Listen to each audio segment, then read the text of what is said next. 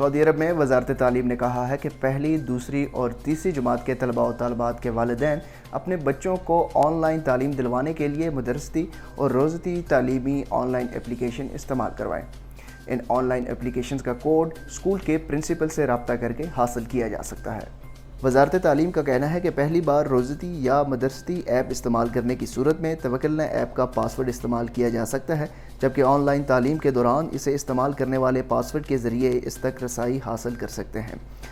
وزارت تعلیم نے توجہ دلائی کہ اگر پہلے سے مدرستی یا روزتی ایپ استعمال کرنے والا کسی اور تعلیمی ادارے میں منتقل ہو گیا ہو تو ایسی صورت میں توکلنا ایپ کے ذریعے صارف کا نام حاصل کیا جا سکے گا اور پلیٹ فارم تک رسائی حاصل نہ ہونے کی صورت میں پرنسپل یا ٹیکنیکل تعاون کرنے والے ادارے سے رجوع کرنا ہوگا۔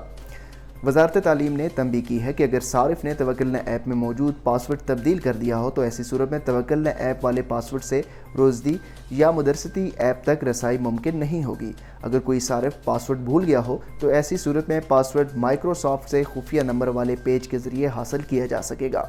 اگر کام نہ بن رہا ہو تو ایسی صورت میں تکنیکی مدد والے پیج کے ذریعے وزارت سے رابطہ کرنا ہوگا۔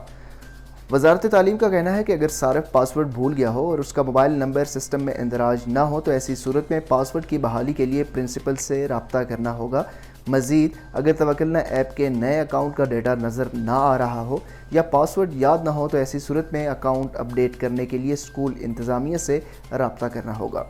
اس خبر کی تفصیل اور مزید خبروں کے لیے آپ وزٹ کر سکتے ہیں ہماری ویب سائٹ urdunews.com۔